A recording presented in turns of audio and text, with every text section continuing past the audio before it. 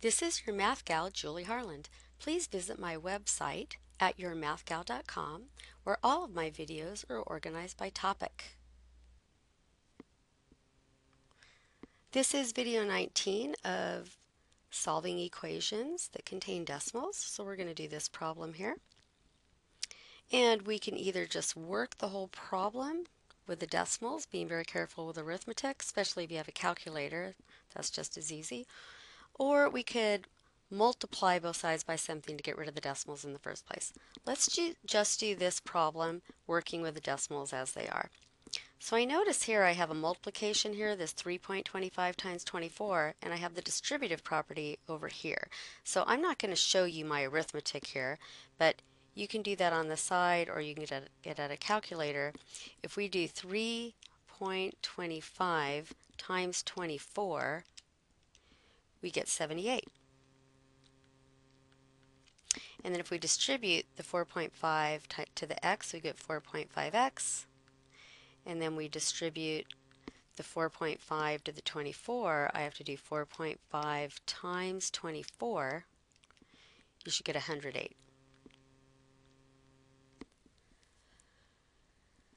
Okay, next step is to get the variables on one side and the constants on the other. So let's subtract 4.5x from both sides to get the variables on the left, and subtract 78 to get the constants on the right. So this gives me 3.0x, which I'm just going to write as 3x. And on the right, we just get 30. So it comes out to a pretty simple equation in the end. We're just going to divide both sides by 3. And our answer is x equals 10. So it worked pretty well using the decimals. There was nothing tricky here. But we can do this by eliminating the decimals first, and we should get exactly the same answer.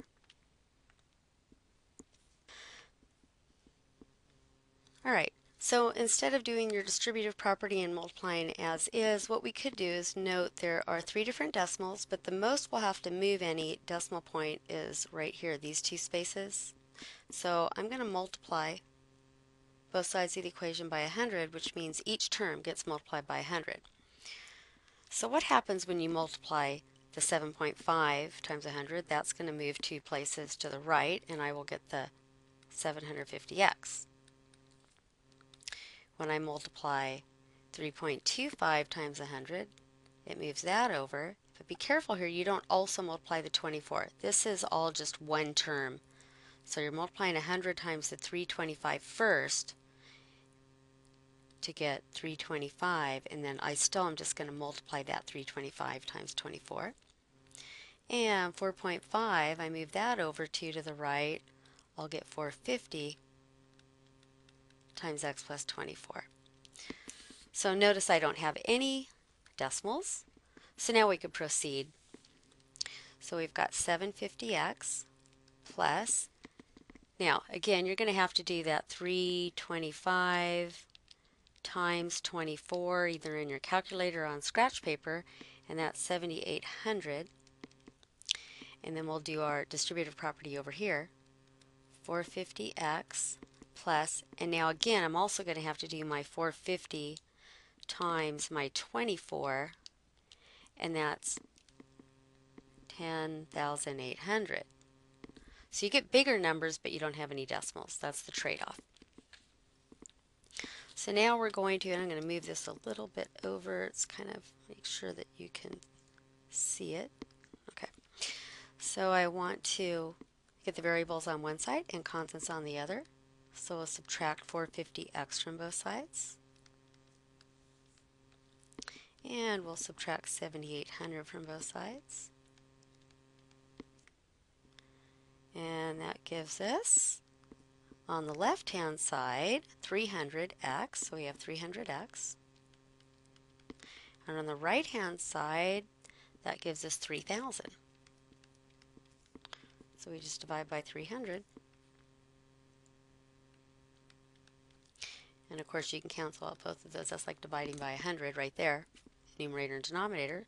So I get x equals 30 divided by 3 is 10. All right, so two ways of doing it. All right, let's go ahead and check our answer. So we're going to put in 10 for x. And then we're going to have to do this multiplication, which we did before. I think it was 78. So let's see.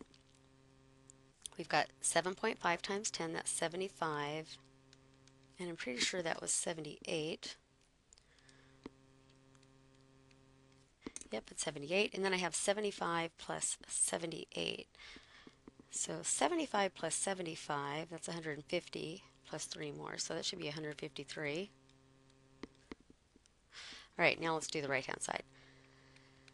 So we have 4.5, and then we're going to put 10 plus that 24. And we need to do order of operations. So when you check, do order of operations, simplify inside the parentheses, which is 34.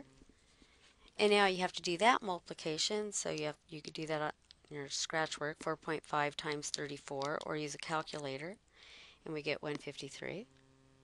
And then we compare and we get the same answer. So that means that was the right answer.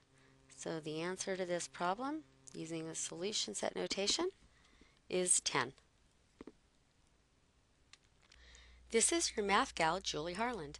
Please visit my website at yourmathgal.com, where all of my videos are organized by topic.